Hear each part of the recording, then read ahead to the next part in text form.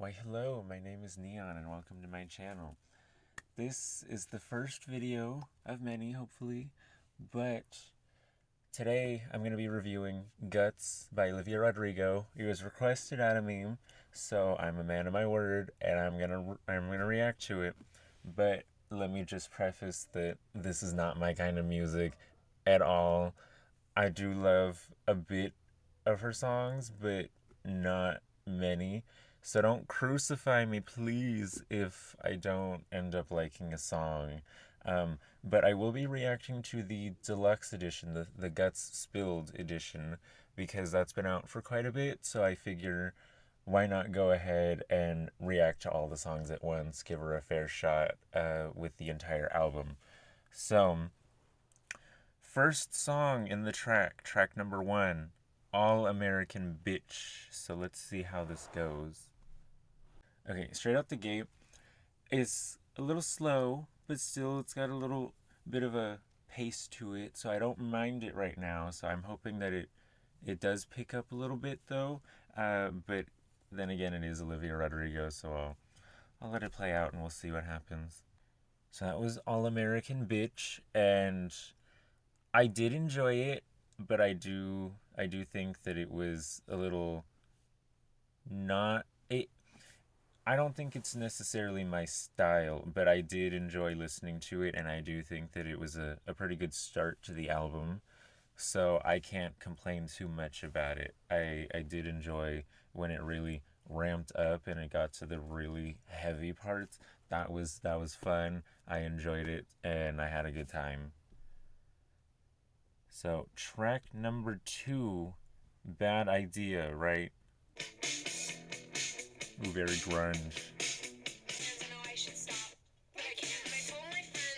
Ooh, I like that stop. It was very abrupt, but it still was very effective. That was Bad Idea, right? And I did really enjoy that song. The stops, the stutters, everything was perfectly timed. When it stopped the first time, I was like, "Oh, like how did I pause it? Like let me unpause it." But it was part of the song, so that was very effective, and it really caught me off guard. So she's telling me that I need to pay a little more attention. So I'm watching her.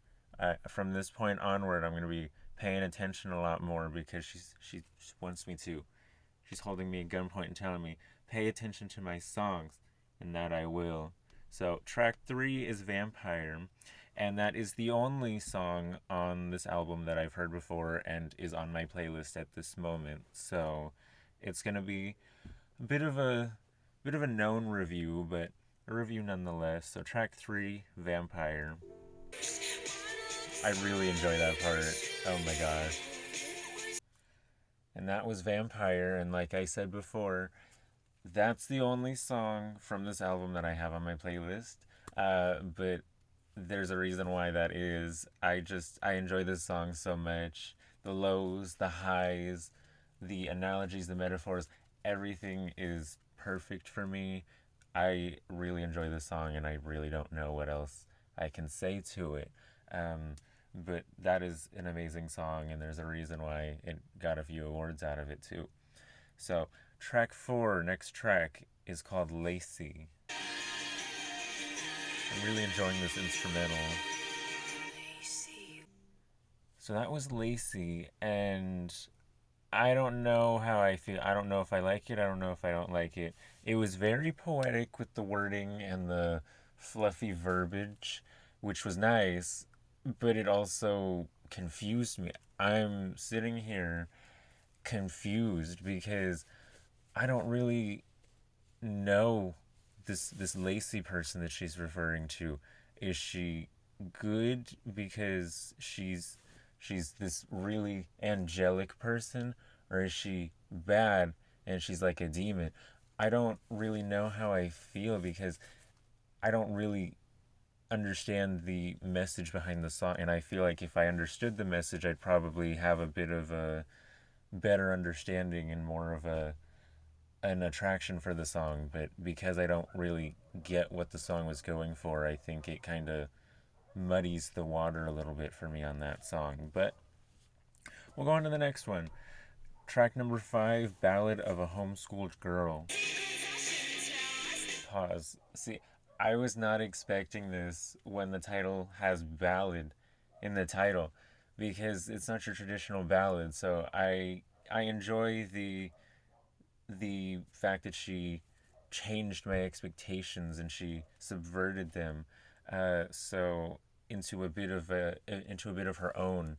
So it's a bit of grunge, a bit of rock for a ballad, which really was not expected. Which props to, I was not expecting it, and I'm actually kind of enjoying this song so far. So let's jump back into it.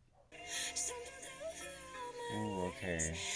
I like this little valley that we're in.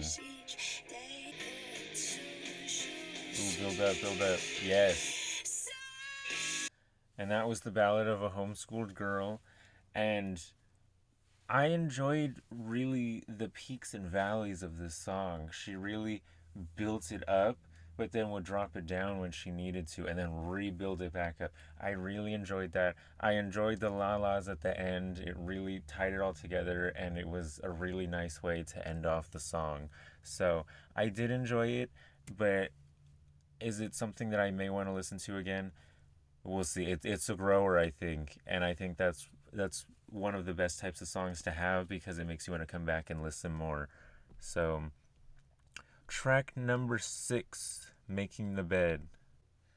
That was Making the Bed, and I think that Ballad of a Homeschooled Girl does the peaks and valleys a lot better than Making the Bed does, personally.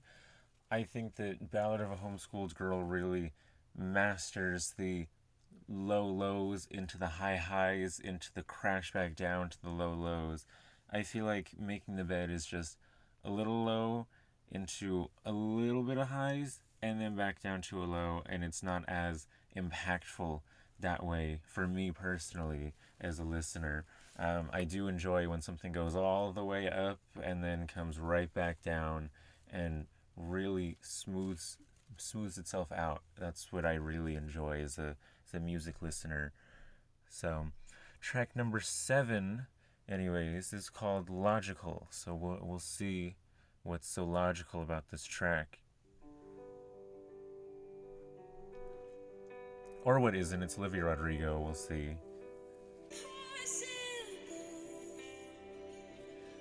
Wait, let me read that again. Let me pull up the lyrics. If rain don't pour and sun don't shine, then changing you is possible. No, love is never logical. Okay, so love is not logical in this situation. Changing them is impossible. Okay, it makes sense now. The gears are starting to turn. I just needed to look at the little analogy and be able to understand a little more. So now I understand. Now I understand. Now I'm being a little more logical for logical. Thank you.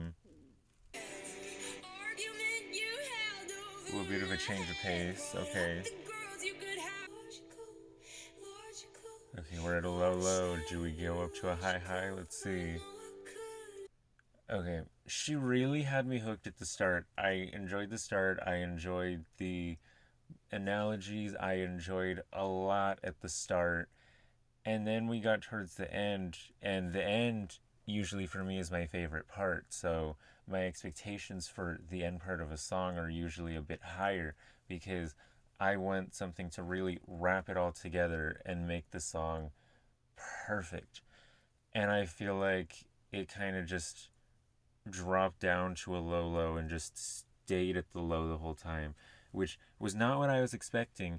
But in my opinion, I do feel like it was not for the betterment of the song, if you ask me. So I did enjoy the song, but I do feel like it dropped off by the end, which is not what I want out of a song personally. So next track, Get Him Back. Very old school. Okay, build up. Yes, I enjoyed me a build up. That was Get Him Back, and leave it to Olivia Rodrigo to subvert expectations because when that build up was happening, I was like, there's gonna be like a really big crash. There's gonna be all this stuff. It's gonna be really good. And granted, it was a good ending, but it the chorus just kind of flatlined back to zero. And not to say that zero is a bad thing, it just went back to where it regularly was. So I was expecting it to really ramp up, but then it just stayed at the same. And I did enjoy it, but the chorus was a little ABC 1 2 3. It was very patty cake, patty cake. I I didn't care for the chorus that much, um, and I personally think that this may be my least favorite song on the album, personally speaking. But that's just me. I do think it was a bit too on the down low, but a little too baby grunge, I think is the best way to describe it. I think it was a little too much of that. So, but anyways, track 9, Love is Embarrassing. Oh, I like this. Okay, I already like this song. Straight out the gate, like it's very upbeat, but it's still signature Olivia. I really like this song already, so I have some high expectations going in already, so I'm hoping that she meets them. Please, Olivia. Please. Ooh, yes. I enjoy this so much. So good. Can we just take a second to appreciate all the instrumentals in the back? The instrumentals really tie it together, and her voice is so good. Her voice is really good, period. But in this song, it's like on a whole nother level. And I enjoy this song so much. I'm wondering right now, where has this song been? Like, why have I not heard this song? I feel like I should have heard this song way before now. So I'm kicking myself a little bit, but I found the song. I found the one. It's really good. There's about a minute left, so I'm expecting really good things as a final send off. So let's hear it. This was really good. This is up here with Vampire, maybe even above Vampire, even. But I really, really enjoyed this song. Like, this is one of my favorites on the album. Straight up, like, I just, I don't know what else to say. Like, I'm shocked. This song really exceeded all of my expectations, and this was a really good song. So I'm happy. I can't complain that there was a really good song. So I'm not going to. I don't need to do all that extraness because the song was just that good. So, track 10, The Grudge. Oh, and that was The Grudge. See, I really enjoy the parts where she showcases her voice and her vocal skills. They are top notch, some of the best that I have heard. Um, and I really think that this song really showcased her really well. Um, it's definitely a grower, but like I said earlier, grower songs may actually be the best songs because you go back and you listen to them anyways. So I will definitely give this a re listen because I want to make sure that I get myself a good opinion on this, a very strong opinion on this song. Because right now, I don't, on first listen, it's nothing too terribly strong right now. It was a good song, but I don't know if I can say more about this song at this moment. So, next song, Pretty Isn't Pretty. Okay, there we go. Ooh, very, very old school. I enjoyed this. Very nostalgic. Ooh, I really like that line. You can win the battle, but you'll never win the war.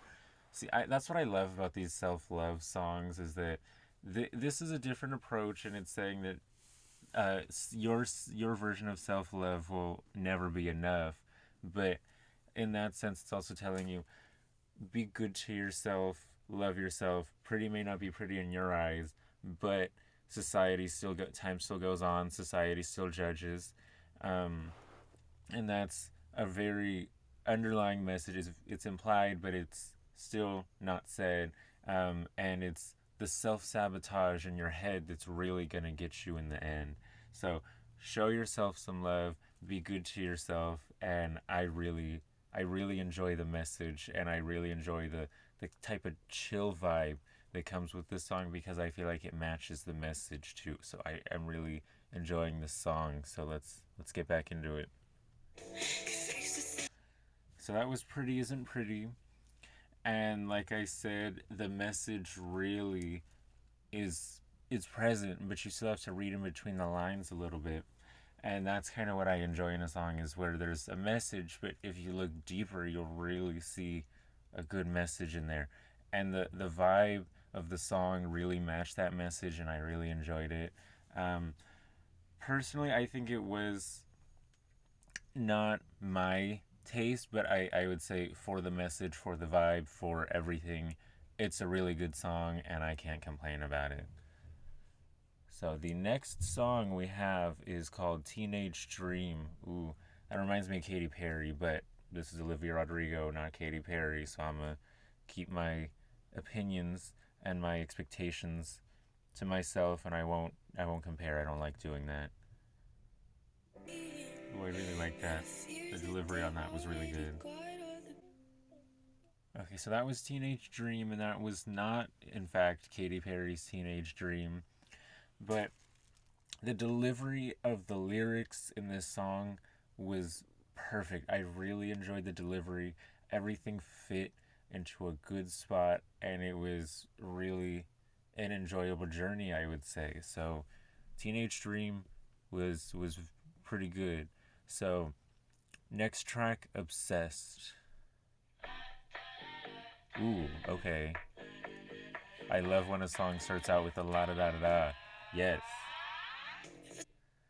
That was Obsessed, and I enjoyed the instrumentals, but personally, I wasn't interested the whole song. It was a bit just one note the whole time, um, and she was able to convey the obsession, the craze, all of that stuff that the song called for. But I there was a disconnect with me in the song, and I just don't think that I really made that connection with the song.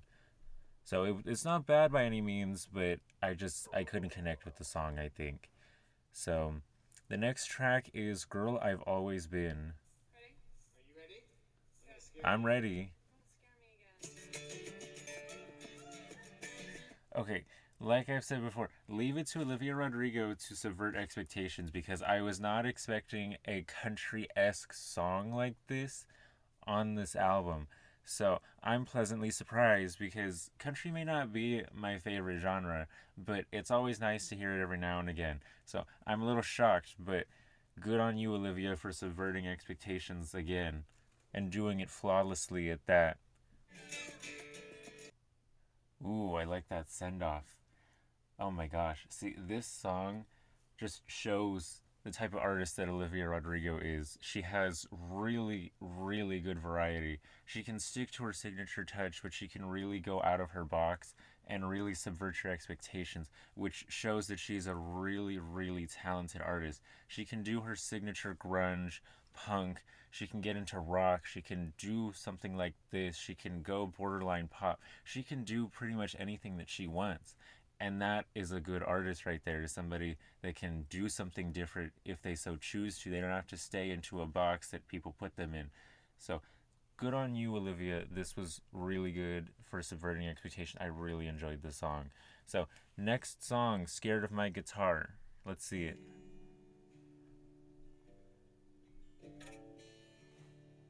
Okay, a bit of a slower song.